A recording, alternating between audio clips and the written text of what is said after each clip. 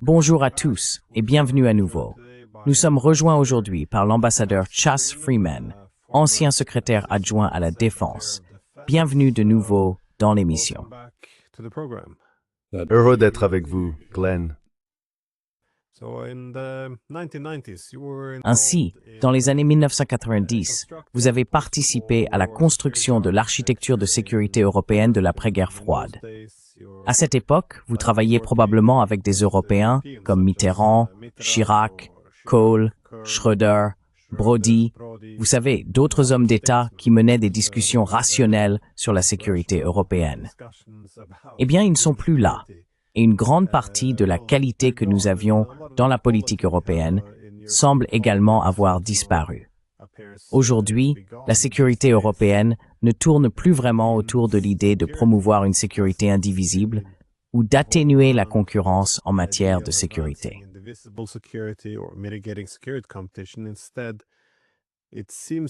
Au contraire, il semble que l'objectif principal soit de faire avancer une coalition de volontaires pour vaincre la Russie. Je me demandais quelles étaient vos opinions sur l'orientation de la politique européenne en ce moment, parce que nos gouvernements ne semblent guère stables. Et vous savez, si l'on prend un peu de recul, les préoccupations de sécurité de la Russie ne sont pas si déraisonnables. On peut y répondre en évitant de placer des infrastructures militaires hostiles à sa frontière. Mais que pensez-vous de cette coalition de volontaires? C'est une vision limitée et je dirais très militariste de la sécurité.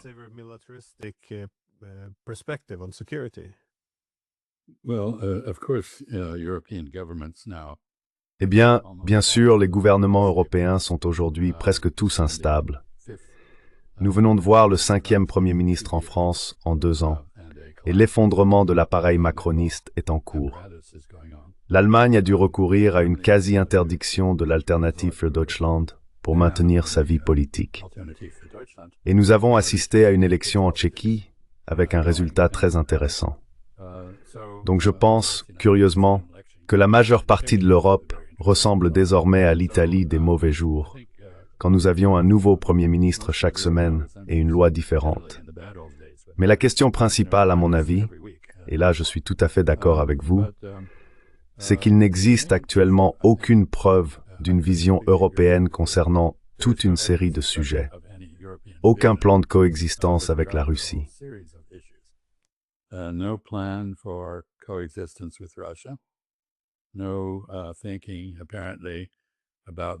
Apparemment, aucune réflexion sur le lendemain de la guerre en Ukraine, qui se terminera à un moment donné, probablement par une négociation qui ne sera pas favorable à l'Ukraine. Aucune vision des relations transatlantiques. En somme, la flagornerie envers le président Trump tient lieu de dialogue réaliste. Aucune idée de la manière de faire face à un monde où l'Occident n'est plus le centre, ni de la façon de gérer le phénomène de l'ascension de la Chine, sur le plan économique et au-delà. Je veux dire, la Chine est désormais, en termes de parité de pouvoir d'achat, au moins 1/3 plus grande que l'économie américaine, peut-être 2 fois plus grande, et c'est elle qui donne le rythme de la croissance de l'économie mondiale, comme les États-Unis le faisaient autrefois.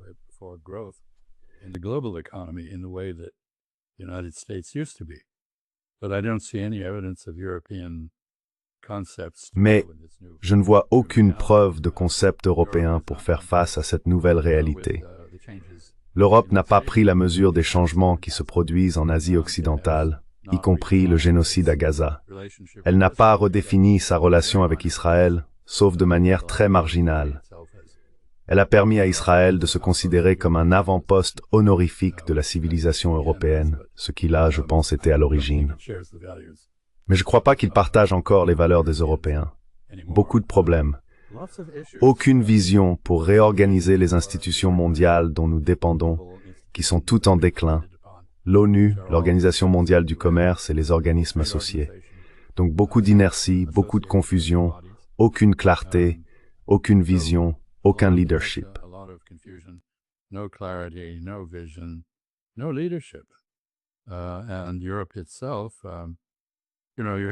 Et l'Europe elle-même, vous savez, il y a ce phénomène.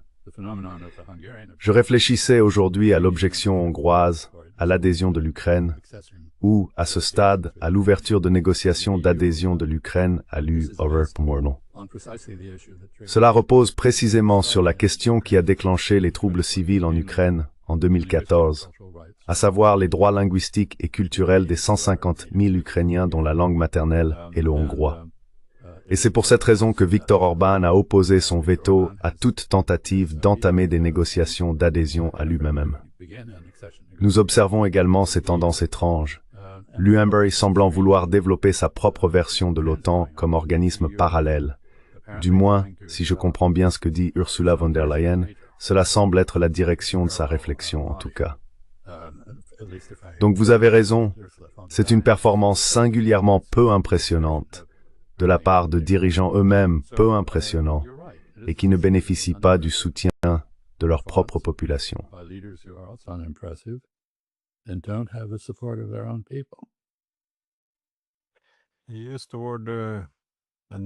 Oui, vers de nouvelles réalités.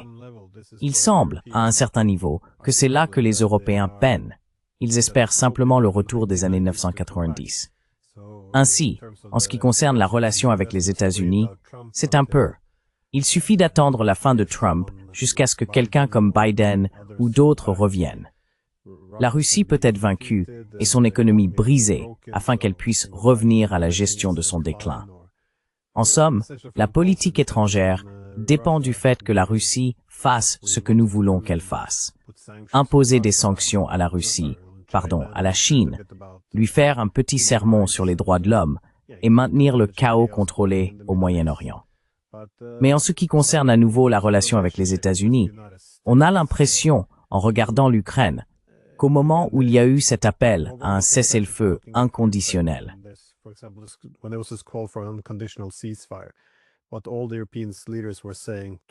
ce que tous les dirigeants européens disaient, en tweetant à peu près le même message, c'est que la balle est dans le camp de la Russie. Ainsi, tout l'objectif de cette proposition de paix, qui n'était pas vraiment une paix, mais une paix, était de diriger la fureur de Trump contre la Russie et d'espérer que cela puisse être un moyen de nous réunir avec les Américains. Mais que voyez-vous pour l'avenir des relations entre l'Europe et l'Amérique? Comme vous l'avez dit, les Européens développent une alternative à l'OTAN. Pensez-vous que l'OTAN puisse survivre à cela, ou bien l'OTAN a-t-elle déjà connu son heure de gloire?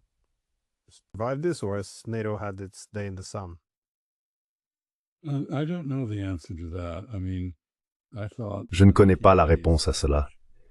Je veux dire, je pensais que dans les années 1990, ce que je crois, vous avez raison de dire, les gens regardent avec nostalgie, les Européens, très volontiers et par leur propre confusion, ont suivi la direction des États-Unis concernant les développements de l'OTAN. J'y ai participé, comme vous l'avez indiqué. Ainsi, le partenariat pour la paix a émergé comme l'une de deux possibilités. Soit une voie vers l'élargissement de l'OTAN, alors que les anciens pays coloniaux soviétiques d'Europe de l'Est, désormais indépendants, alignaient leurs structures politiques et leurs institutions de défense sur celles de l'Europe occidentale, à savoir le contrôle parlementaire des budgets de la défense, un haut degré de transparence dans la planification militaire et les opérations civiles, et la direction des forces armées par le ministère de la Défense. Toutes ces traditions étaient étrangères au système soviétique. Il devait également maîtriser les 3000 accords de normalisation, ou STANAG, qui permettaient aux forces multinationales d'opérer efficacement comme un tout.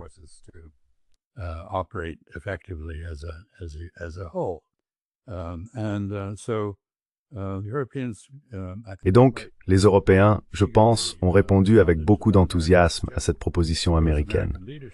Il y avait en d'autres termes un leadership américain dans la possible restructuration et refonte de l'OTAN. L'autre possibilité pour le partenariat pour la paix, bien sûr, qui s'est révélé être un échec, était l'idée d'une sécurité coopérative en Europe. Que l'OTAN s'étende à tous les pays pouvant légitimement se réclamer européens et entretienne une relation consultative avec les Russes. Et en effet, nous avions un conseil OTAN-Russie à Bruxelles. Des officiers militaires russes y étaient stationnés et tout semblait aller dans la bonne direction. things looked to be moving in the right direction. A lot of things then went wrong, and Beaucoup de choses ont ensuite mal tourné. Et je pense que les Européens se retrouvent aujourd'hui à nouveau dans la même situation qu'à la fin de la guerre froide, incertains quant à ce qu'ils doivent faire et au rôle que l'OTAN doit jouer dans tout cela. Je pense que l'OTAN est une organisation extrêmement utile, pour la simple raison qu'elle offre un ensemble de normes communes et de forums pour les forces d'intervention et les actions militaires conjointes de l'Alliance transatlantique. Elle pourrait fournir ces éléments aux Européens seuls. Et en fait, je pense qu'il n'est pas invraisemblable d'imaginer que dans l'avenir, le commandant suprême de l'OTAN soit un Européen plutôt qu'un Américain, à mesure que les États-Unis réduisent leurs engagements.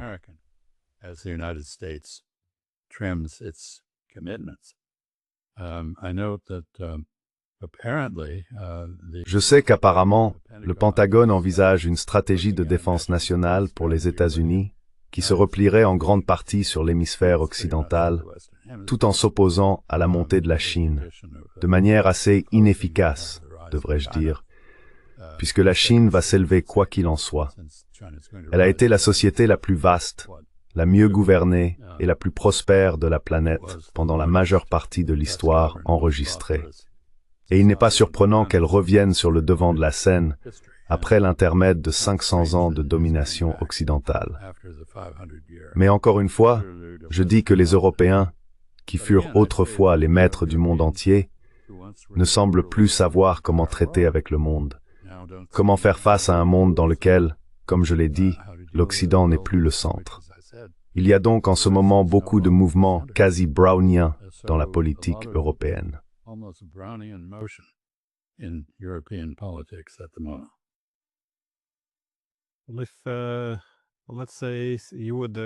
Disons que vous recevez un appel de Washington pour reprendre votre ancien poste de secrétaire adjoint à la Défense. Quelle serait votre recommandation? Que peut faire l'Europe aujourd'hui pour réformer l'architecture de sécurité européenne et, je suppose, se remettre sur les rails?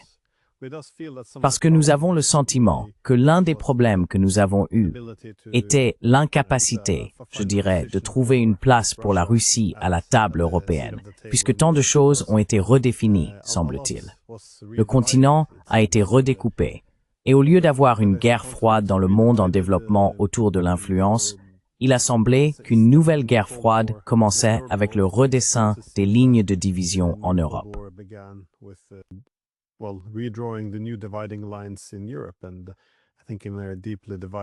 Et je pense que dans des sociétés profondément divisées, que ce soit en Ukraine, en Géorgie ou en Moldavie, il devient naturel que des points de tension apparaissent, là où nous recommençons à rivaliser pour l'influence.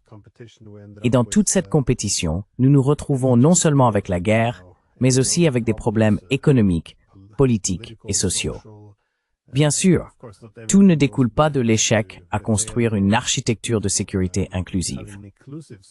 Mais j'imagine que ce qu'il faut, en plus d'apprendre à vivre sur le même continent que la Russie, qu'est-ce qui reste à faire, selon vous?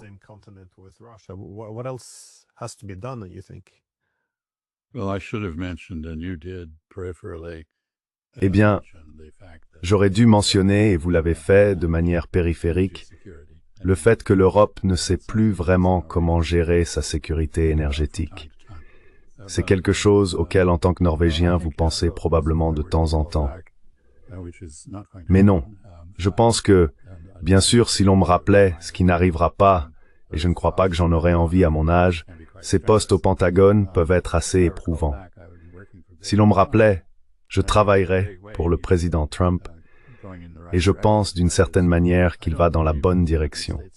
C'est-à-dire que je ne crois pas que les États-Unis aient besoin de maintenir des troupes en Europe.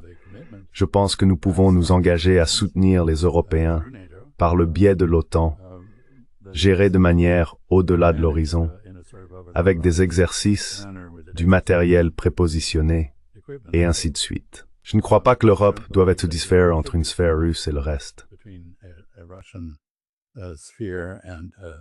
The rest. I don't worry very much Je ne m'inquiète pas beaucoup, même si je n'ai pas entendu la réponse du président Poutine à votre question sur les États baltes à Valdai. Je ne crains pas vraiment une prédation russe dans les pays baltes. Je ne pense pas que la Russie se sente très menacée par l'Estonie, la Lettonie ou la Lituanie, et je crois qu'elle considère ces problèmes comme gérables. Bien sûr, nous pourrions les rendre ingérables si nous surexposions notre présence militaire là-bas. Je pense que l'Europe a besoin de solutions politiques, non militaires. Elle a besoin d'un mécanisme pour gérer les conflits intra-européens qui ne se limitent pas à ceux impliquant la Russie. Si l'on regarde les Balkans, par exemple, il reste encore beaucoup de choses non résolues. Le Kosovo n'est pas reconnu par la plupart des pays du monde comme une entité indépendante, mais l'Europe et les États-Unis font comme si c'était le cas.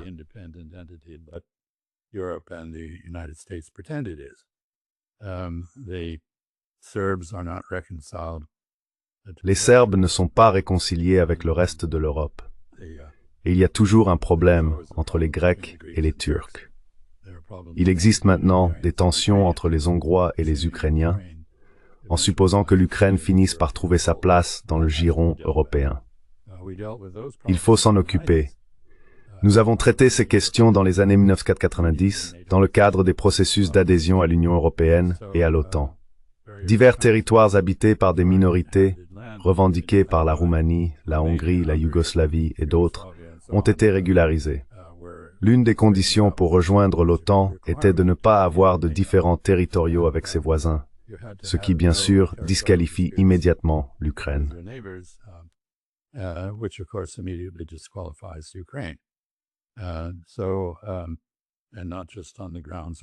Et pas seulement sur la question de la minorité russe, mais aussi d'autres minorités, y compris les Hongrois, que nous avons mentionnés.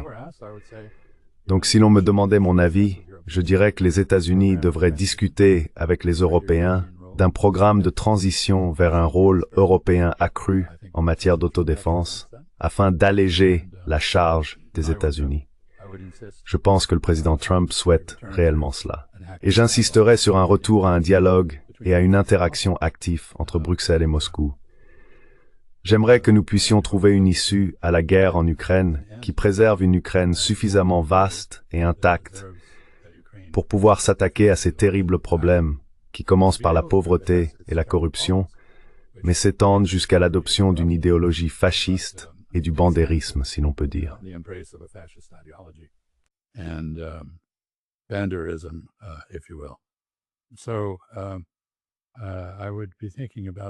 Donc, je réfléchirai à beaucoup de ces questions et je n'essaierai pas d'imposer quoi que ce soit à l'Europe, ce que je pense le président Trump est parfois tenté de faire. Je ne sais pas si vous avez lu l'entretien de Jens Stoltenberg dans The Guardian à propos de sa première rencontre avec Trump et de la façon dont Trump a presque quitté l'OTAN. Mais c'est très intéressant. Il existe de meilleures solutions qui passent par la concertation et l'élaboration d'un plan pour une transition ordonnée vers une réorganisation des responsabilités transatlantiques.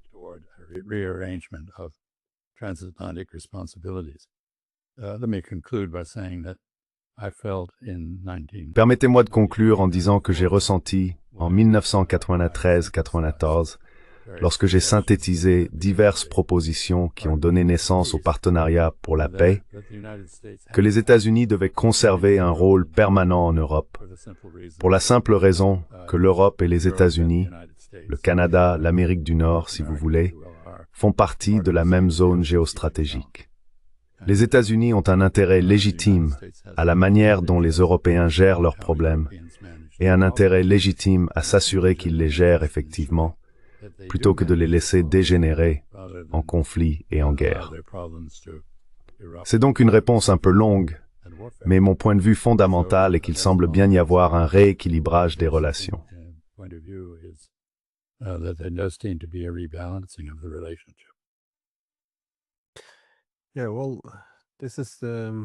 Oui, eh bien, c'est pour ça que j'étais aussi curieux de connaître la position des États-Unis ici, parce que j'entends qu'elle est interprétée de manière très différente.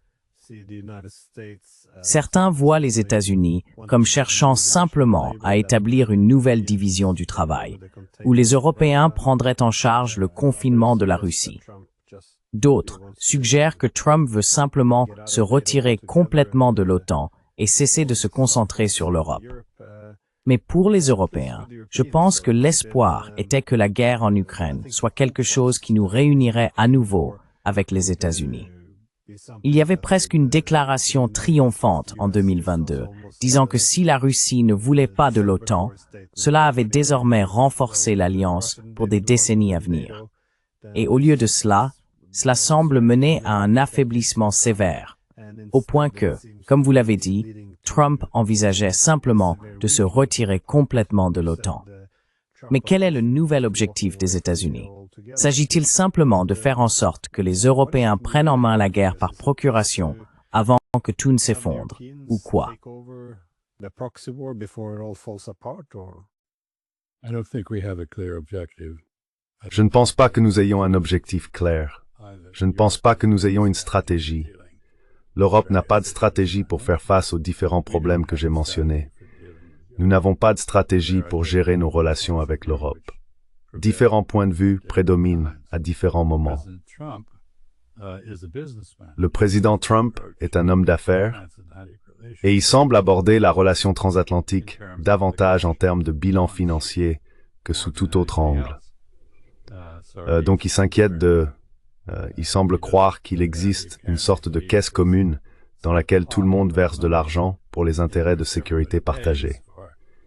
Bien sûr, ce n'est pas ainsi que fonctionne l'OTAN, mais il a fixé divers objectifs au fil des années.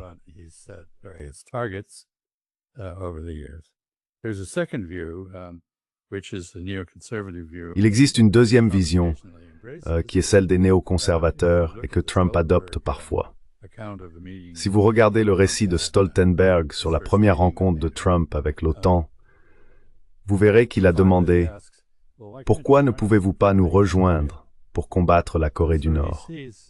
Il considère donc l'OTAN comme une force auxiliaire des États-Unis. J'emploie ce mot à dessein, car je pense aux légions romaines et aux forces auxiliaires qu'elles avaient, composées de divers barbares partageant un intérêt commun ou pouvant servir de mercenaires, ou encore spécialisés d'une manière ou d'une autre, par exemple les archers syriens et ainsi de suite. Quoi qu'il en soit, je pense que c'est une autre vision.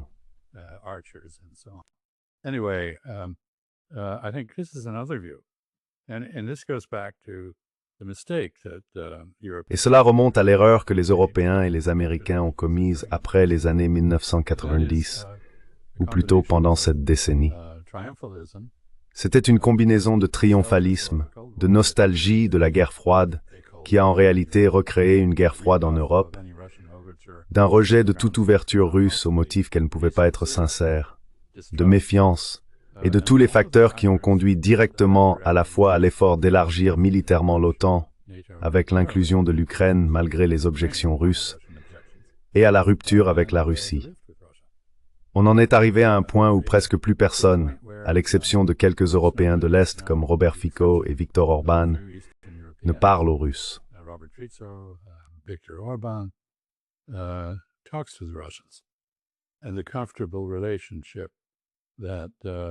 Et la relation confortable que les Finlandais entretenaient autrefois avec Moscou, où le président finlandais tenait à entretenir de bonnes relations avec ses homologues russes, a disparu, car la Finlande a rejoint le monde auquel elle a toujours appartenu, à savoir l'Occident.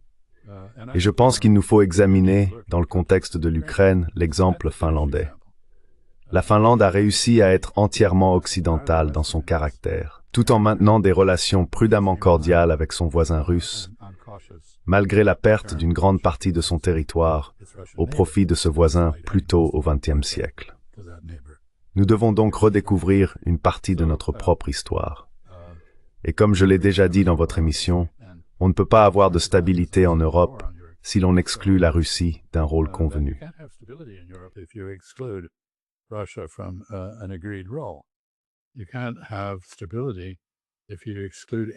On ne peut pas avoir de stabilité si l'on exclut une grande puissance du système européen de son rôle approprié.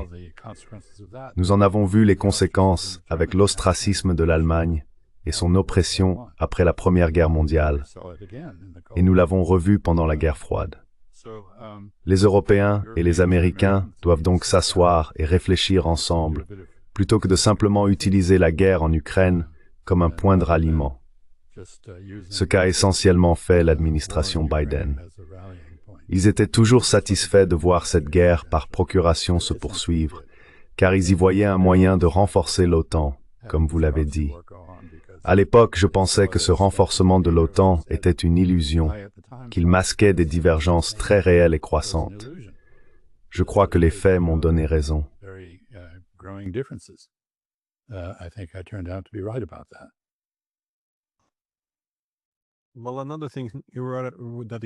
Eh bien, un autre sujet dont vous avez parlé en 2022 est que vous aviez soutenu de manière très critique qu'il semblait que la nouvelle stratégie pour l'Ukraine, pour l'Occident, consistait à combattre la Russie jusqu'au dernier Ukrainien.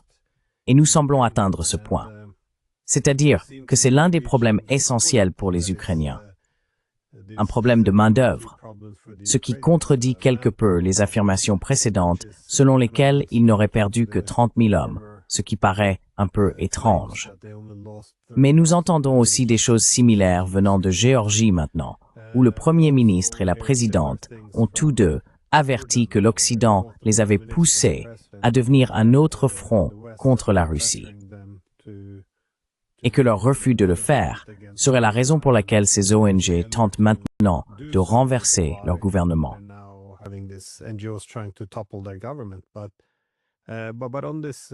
Mais sur cette question de se battre jusqu'au dernier Ukrainien, l'ancien conseiller de Zelensky, Alexei Arestovitch, en 2019, il a donné cette interview que tout le monde a sans doute vue, où il affirmait que oui, nous devrions avoir une guerre avec la Russie.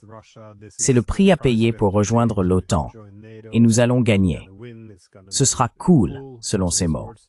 Mais maintenant, bien sûr, en avançant jusqu'en 2025, il a donné une interview cette semaine où il a déclaré que s'il devenait président de l'Ukraine, son principal objectif serait d'aller à Moscou et de promettre aux Russes que l'Ukraine ne représenterait plus une menace pour la Russie, c'est-à-dire en tant que proxy occidental.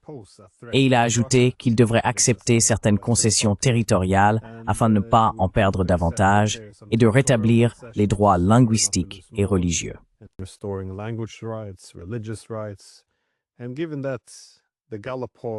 Et étant donné que les sondages Gallup montrent, enfin le dernier que j'ai vu, que 69% des Ukrainiens souhaitent des négociations immédiates, il semble qu'il représente bien davantage les Ukrainiens que M. Zelensky. Pourtant, si l'on traduit cela en termes européens, cela signifie toujours que nous ne pouvons pas avoir de diplomatie avec la Russie. Nous devons envoyer des armes comme toujours, mais aussi intensifier la confrontation. C'est oui, ce à quoi je voulais en venir, c'est que pensez-vous du langage récemment plus belliqueux du côté européen? Parce qu'au début, on a dit que les Russes brouillaient le vol d'Ursula von der Leyen, ce qui s'est avéré faux. Ensuite, il y a eu tous ces drones dans les aéroports, et tout le monde criait « Les Russes arrivent! Les Russes arrivent !»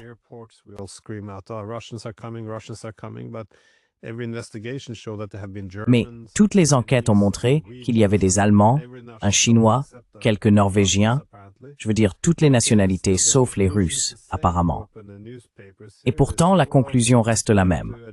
On ouvre les journaux ici et ils disent « Eh bien, nous devons répondre à cette nouvelle guerre hybride de drones. » Mais il n'y a aucune preuve. C'est comme si 0 plus 0 plus 0 devenait 100 dans les esprits. C'est très étrange. Et tout cet empressement à faire la guerre semble se produire au moment même où les Américains se détournent de l'Europe. Nous n'avons donc pas les capacités de faire la guerre, mais cela ne semble pas affecter nos intentions. C'est une question très longue, mais selon vous, qu'est-ce qui explique cet empressement européen à poursuivre cette guerre?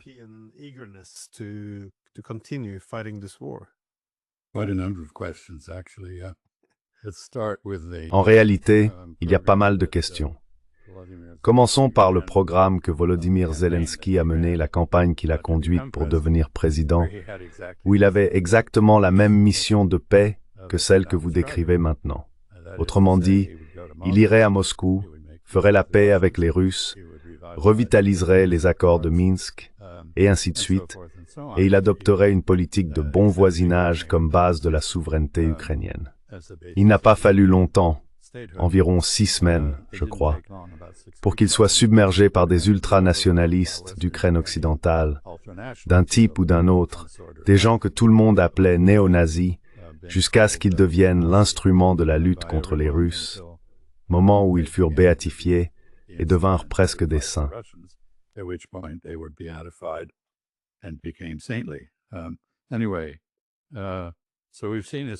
De toute façon, nous avons déjà vu cela, et l'obstacle demeure l'ultranationalisme en Ukraine occidentale, le bandérisme, si l'on veut. C'est l'héritage fasciste, pro-nazi et anti-russe du passé de l'Ukraine, particulièrement enraciné dans une région qui n'a jamais fait partie de l'Empire russe avant que Staline ne l'y incorpore. Avant cela, elle faisait partie de l'Empire austro-hongrois, ou était d'une certaine manière alliée à la Pologne. C'est donc un problème interne à l'Ukraine.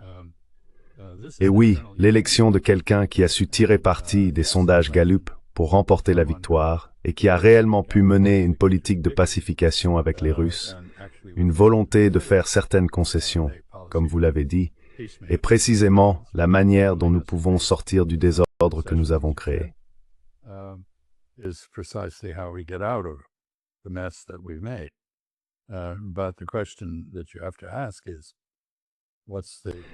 Mais la question qu'il faut se poser est la suivante. Quelle est l'espérance de vie de quelqu'un qui prône la paix en Ukraine face à des opinions très déterminées, même si elles sont minoritaires? Quelle est l'espérance de vie de quelqu'un qui s'oppose au MI6 et à cette partie de l'establishment américain, qui n'est pas d'accord avec le président Trump, mais souhaite poursuivre la guerre? Je ne sais pas comment cela peut se résoudre. Mais il est remarquable qu'avant que Zelensky ne change de position, il avait un programme très similaire à celui que défend aujourd'hui son adversaire. Quoi qu'il en soit, j'ai perdu le fil de toutes les autres questions que vous aviez intégrées dans ce monologue intéressant.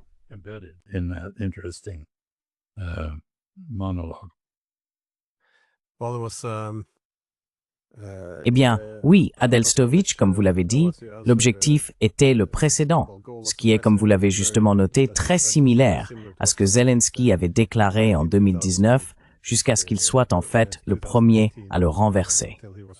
Mais oui, pourquoi ces escalades du côté européen? Évidemment, beaucoup d'histoires qui circulent dans les médias donnent l'impression que les dirigeants européens sont impatients de réagir à tout ce qui ressemble à une preuve irréfutable. Oh, les Russes nous ont attaqués. Maintenant, nous devons faire la même chose. Cela n'a aucun sens, étant donné que nous n'avons pas les capacités de combattre, mais nous semblons tout de même nous précipiter vers cette intention. C'est très déconcertant, pourtant.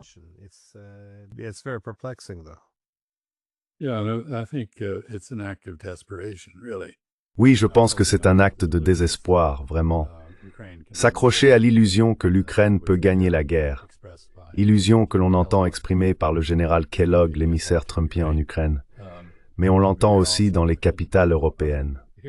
Franchement, à ce stade, c'est absurde. Et c'est pourquoi j'ai appelé cela la coalition des illusionnés.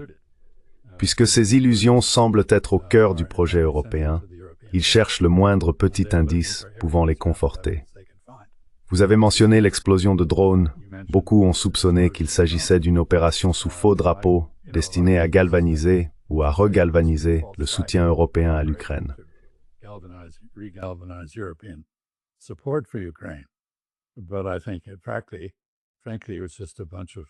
Mais je pense, franchement, qu'il s'agissait simplement d'un tas d'objets volants non identifiés qui ont été immédiatement interprétés comme une invasion extraterrestre, et je ne crois pas que cela mérite beaucoup de crédibilité. Nous parlons donc d'escalade. Les frappes à longue portée en Russie semblent en être l'objectif privilégié. Le problème, c'est que, comme l'a dit Vladimir Poutine à Valdai, si je l'ai bien entendu, cela n'a aucun impact sur le champ de bataille. C'est bien sûr une attaque contre le soutien logistique de ce champ de bataille, mais elle n'est pas efficace en raison de la taille du territoire russe, de la dispersion de la population et du fait que chaque attaque en profondeur sur le territoire russe ne fait que renforcer la détermination de la Russie à gagner la guerre en Ukraine.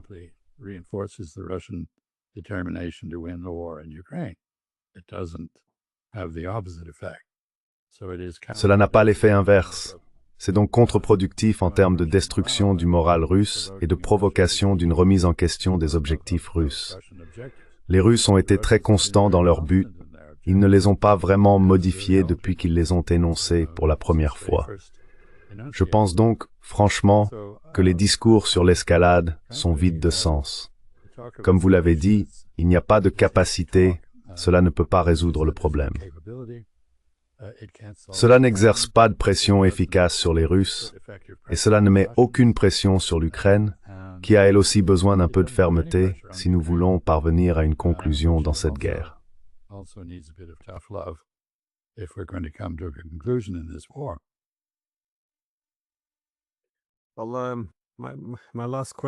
Eh bien, ma dernière question est de savoir si vous voyez des changements à venir en Europe. Parce qu'on pourrait s'attendre à ce qu'au début de la guerre, il soit logique pour tout le monde de s'unir autour d'un récit commun, cette lutte du bien contre le mal. C'est en quelque sorte une relecture de la Seconde Guerre mondiale dans nos esprits, avec Poutine dans le rôle d'Hitler et de Staline, et Zelensky dans celui de Churchill. C'est un récit bien ficelé qui fait en sorte que toute diplomatie soit perçue comme de l'apaisement et que la paix ne puisse venir que par la défaite de l'adversaire sur le champ de bataille. Cela a toujours été le fondement de la propagande politique. Mais que se passe-t-il si l'on est en train de perdre une guerre ou s'il devient nécessaire d'engager une démarche diplomatique?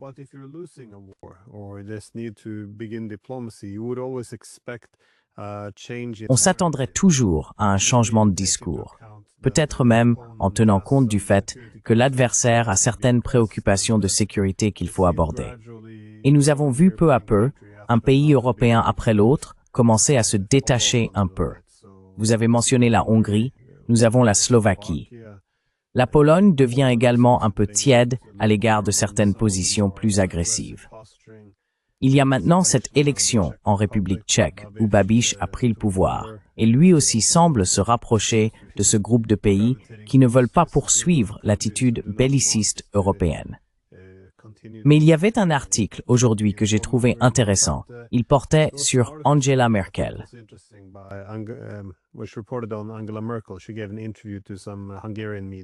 Elle a accordé une interview à certains médias hongrois qui apparemment, du moins en partie, ont reproché à la Pologne et aux États baltes d'avoir déclenché la guerre, parce qu'ils s'étaient opposés à ce que l'Union européenne engage une diplomatie avec la Russie en 2021, à un moment où la Russie avertissait que, vous savez, il fallait un règlement politique, sinon il y aurait la guerre.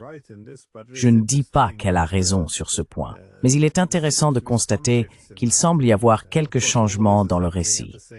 Bien sûr, tout cela se produit alors que nous appelons plus ou moins à la guerre contre la Russie. Donc, ce n'est pas comme si l'Europe réapprenait la paix. Mais qu'en pensez-vous? Voyez-vous un changement d'humeur ou pas vraiment?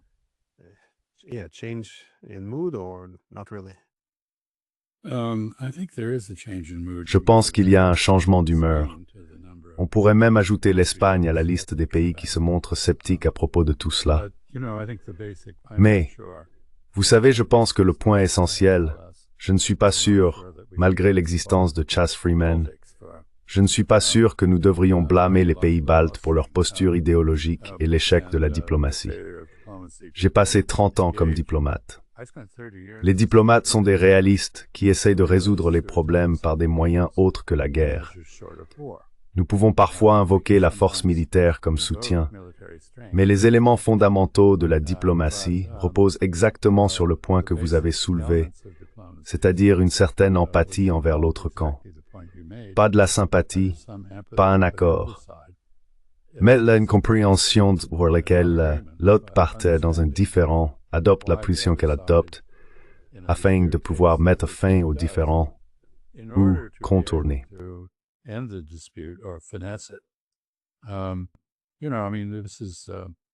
something that Europeans. Vous savez, je veux dire, c'est quelque chose que les Européens ont inventé, en réalité, en commençant par les cités-États italiennes, puis Richelieu en France, et ainsi de suite. Ou peut-être même plus tôt, avec Bélisaire à Byzance. Mais nous semblons avoir oublié cela. Nous ne semblons plus capables de mener un dialogue. Il n'y a ni empathie ni effort pour parvenir à une rencontre des esprits. Ainsi, la diplomatie, qui devrait toujours précéder la guerre, est désormais considérée comme quelque chose qui soit justifie la guerre, soit répare les dégâts qu'elle cause. Nous devons redécouvrir la diplomatie. Ce n'est pas comme si l'Europe manquait d'une riche tradition en la matière, mais d'une certaine façon, elle a été mise de côté au profit d'une sorte de faux militarisme.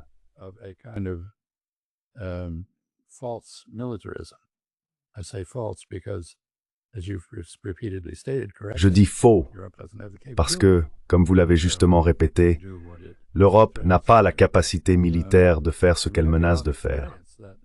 Et nous avons cette étrange expérience où les Russes, en la personne de Sergueï Lavrov, et d'une équipe supérieure très professionnelle au ministère des Affaires étrangères à Moscou, pratiquent la diplomatie, en sont capables, et l'ont utilisée avec efficacité pour réorienter la Russie loin de l'Europe. Car l'Europe a tourné le dos aux Russes et vers l'Est, vers la Chine, vers le Sud, vers l'Inde, vers le Moyen-Orient, vers l'Asie occidentale, vers l'Afrique.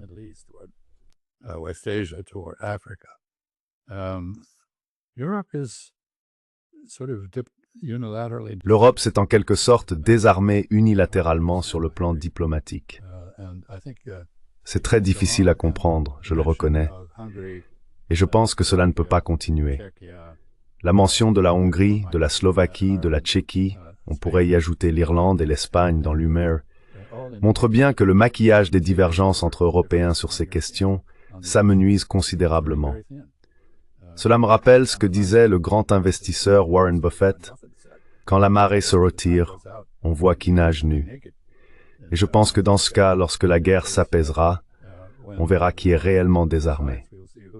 Je crois que les Européens vont apparaître comme des poseurs.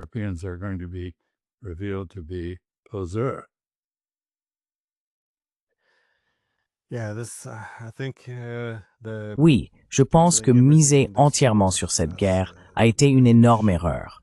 Non seulement à cause des pertes humaines et de la destruction en Ukraine et en Russie, mais aussi pour l'Europe, le déclin économique, la perte de capital politique.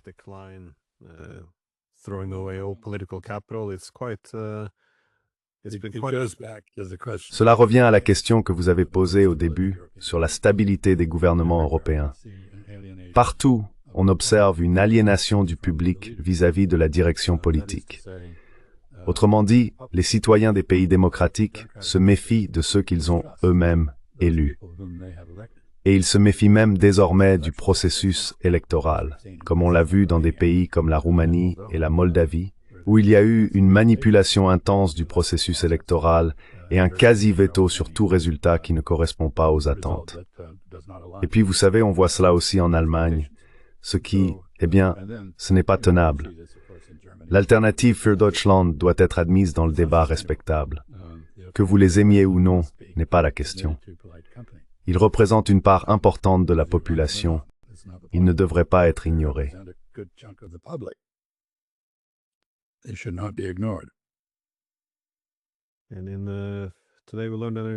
Et aujourd'hui, nous avons appris qu'en France, le Premier ministre a démissionné.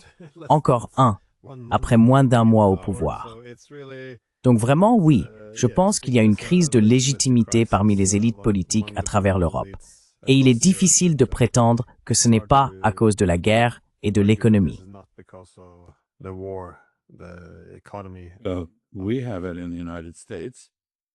Nous avons cela aux États-Unis. Comme vous le savez peut-être, nous connaissons actuellement une fermeture du gouvernement à cause de cela. C'est donc quelque chose que l'on retrouve partout. Ils ont la même situation en Israël aussi. Vous savez, le public ne fait pas confiance à l'élite politique ni au gouvernement. Et il a bien raison.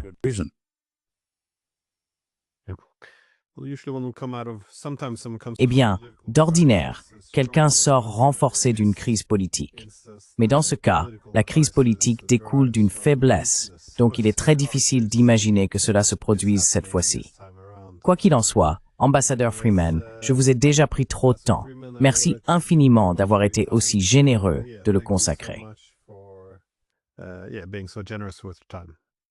Eh bien, Marge Stiareni,